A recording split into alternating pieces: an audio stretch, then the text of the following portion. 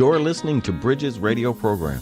This is a show about the creative industries, artists of all mediums, and other professionals who make the art we all enjoy. Bridges is produced at Citadel House Studios in Lewisport, Newfoundland and Labrador, and is a collaborative project between Carolyn R. Parsons and Citadel House. This program can be found on iHeartRadio, TuneIn Radio, Spotify, and in podcast at SoundCloud, Apple Podcasts, and Google Podcasts, as well as many other podcast hosting programs. Hello and welcome to another episode of Bridges Online Radio. It is March 8th, and I'm here with my co-host Bonnie Stairs, and we have a special guest in the studio. Terry Penney is here to talk to us in a little bit. Hello, Terry. How are you doing? And how are you doing, Bonnie? Good. How are you? Not too bad. I've been busy. Like I just said, I probably am the least prepared I've ever been sitting here in this chair. But hey, we'll do what we do. It's been busy, so we don't have trouble having a chat. So no, it's fine. we always try to make a list of things to talk about in case we run out, and we usually get to the first point and we run out of time. Yeah. So yeah. So no problems there. So what's been happening at Citadel House? I've been away. Yeah. We are really heavy into prepping for releases. We've been sending stuff off to distributors.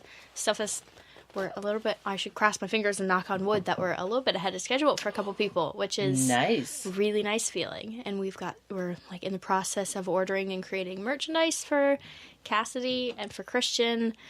And we're, rolling through mixes. The studio's going crazy. Paperwork's going. Tours are being booked. Oh, that's good. So now, dates for Cassidy Rich? March 29th will be her release at Citadel House. Okay. And it'll all be online at that point, on that day. And Christian, do we have a date for Christian? Yeah, I believe it's April 25th. And he'll have a CD release in St. John's. And everybody else is... We got June and July and... Because you have a lot of... new people, or not but new projects. Mm-hmm, yeah. Do you have new people? Daughter of the Moon is new on the record label. Yeah, okay. She's from Vancouver, actually. Okay, so, yeah, I think she was here, right? She did, she was here last summer. She was phenomenal, so she got signed. Yeah, good plan. Yeah. Good plan. Get them while they're hot. Yeah, and she's such a great person. She's, I'm booking her tour now. She's going to be on tour from July to September. Where's she from? Vancouver. So she's from Vancouver. Yeah. And she's recording here. She's recording in Vancouver. Okay. But we are her record label. Okay. Yeah. All right. I love technology. You just fly those files across the country like nothing. Yeah. Yeah, so she's found a nice studio that she likes there, and she's working with a lot. She has a really great group of people for getting her videos and her graphic design and everything together for her in her brand and her style. And it's really nice to see it all coming together. Good. Good. So will she tour across the country? She will tour across the country, and she'll make a good pit stop here in Newfoundland for about a week and a half. Oh, good. Yeah. We're going to try and get her right from Grossmorn up to St. John's and back. And, that'll be our turnaround for the middle of the tour. I wish I could sing and go on tour. Well, I can go on tour, but it's different. Different kind of tour. You can read and go on tour. I can. Yeah. And I have with the literary events in our group. We've done the library tour and stuff. But I'd like to be able to go into the mountains or something like that. Mm-hmm. It'd be fun. I'm they excited do all for these, they record on Fogo Island, or they record up in Grossmorn, or they have lots of fun. These recording artists like Terry Penney. Yeah. So, but I can't sing, so I write. That's what I do. And you're good at it, so. I hope so. We'll see now. I got this book out there, and a whole bunch more people are reading my stuff, so it's a little nerve-wracking. How's it going? Well, we had the launch. The official launch in St. John's was the 27th of February. It was fantastic. It was bad weather, but people still came out. It was at Chapters, and so that's been going good. Books are moving, and then we had back-to-back signings the Friday and Saturday, Costco and the Kohl's, and people were around. It was good, and they're selling otherwise. They're available at in Halifax and Yeah, so Kohl's and Chapters stores carry them. So, yeah, we'll try to get some up to the mainland. And Awesome. yeah. What was it like signing at Costco? I think I heard you and Terry talking about something about it when I just came in. Well, first of all, if you shop at Costco, they're discounted, right? Because it's Costco. So you get the books a little cheaper there. But, you have to go to Costco, which can be... But for anybody who likes shopping, they love Costco. Mm-hmm. But I did the signing on Friday morning and Saturday morning. And Friday morning was not too busy, and lots of people bought books, and I signed a lot of books. Saturday morning was crazy busy, and fewer people, but that got books, but still, but people are buying them, It's nice to go to Costco and see all these books and see your little pile getting lower and lower. Yeah, that but was then so it gets nice. hidden, right? Because all the books are around it. So... But yeah, it's selling, so fingers crossed. Keep selling, and it's over in Corner Brook now, so we just got to get it out to the smaller, stores and accounts. But Flanker's working on it. They're pretty good with their distribution, and I noticed it's online too at Flanker and Down Home Distribution, and so it's Amazon, and it's available on Kindle and Kobo. So it's really coming together. So lots of places, lots of options, and that's great. Yeah. And you are currently, as we air this episode... Right. I am in 2 places at once. Yep. We're good at that. I have just finished my reading, I think, by now. And it was awesome. We'll be having some cake and... Yeah. The launch, the Central Newfoundland launch is happening as we air this. So we're, as usual, recording a little earlier. So, yep. It'll be awesome. That's great. I saw too on I think Instagram or Facebook the other day that Sophia also has a book on Amazon now. We should do a podcast with Sophia. We should. Sophia is Carolyn's daughter, and she writes poetry. That's right, and we just published a little chapbook of poetry. Her book is called, And This One's for Them.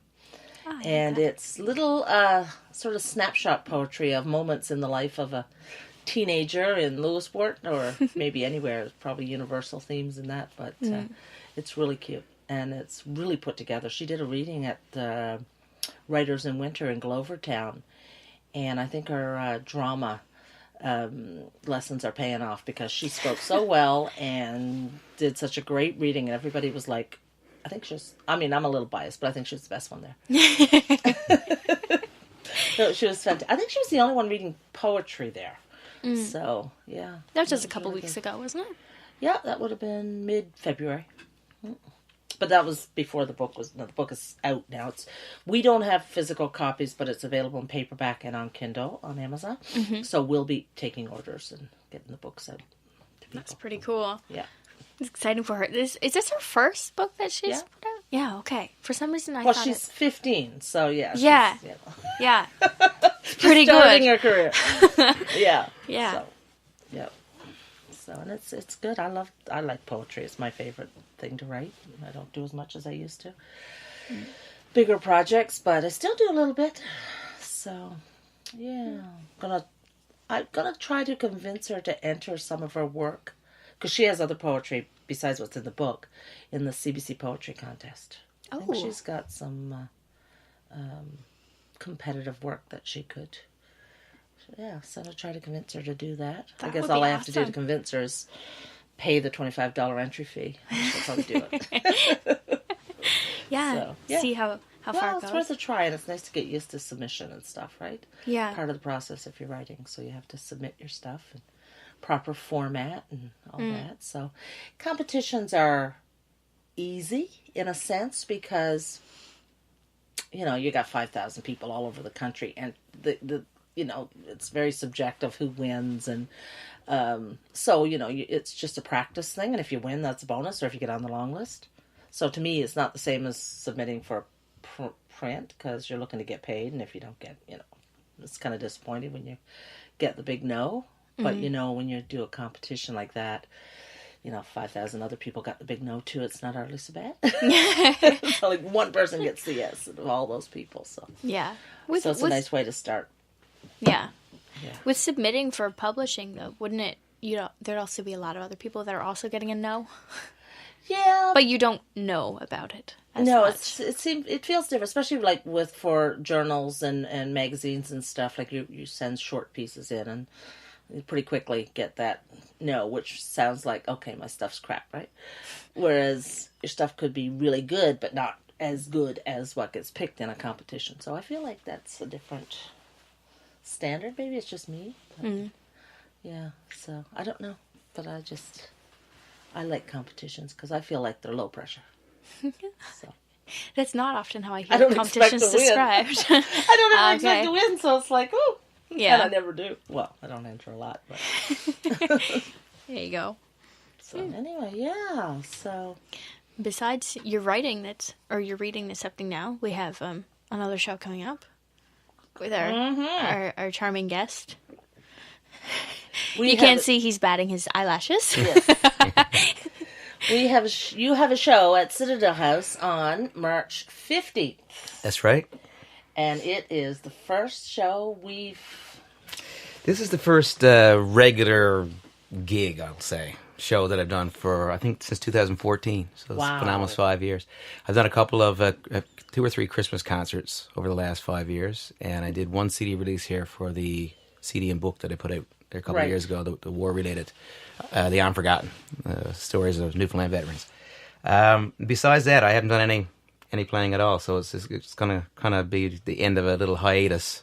A big hiatus. Yeah, it kind of is. I Time. can't believe that it's been 5 years. But so it'll be fun, I think, you know. So your 2014. So did you put an album out then? Was that a tour? 2014. No.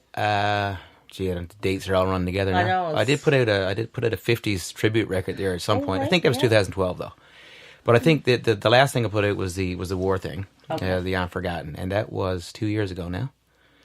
And like I said, I only did that one show, and that was pretty much. I did a show in St. John's, a release in there as well, and Special project type thing. yeah, and I did a little show in the library in Gander as well, because like I said, it was a CD and a book. So it was, and that was it. That's basically all I've done. So this is kind of a return to the stage, you know, my regular show, we'll say. So prior to that, had you ever taken a long break like that from your music? No. When did you start? Playing? Yeah, like generally. Gosh. Give or take. 86, playing clubs and stuff, in bands and stuff. Yeah. But I put out my first record. This will be 20 years.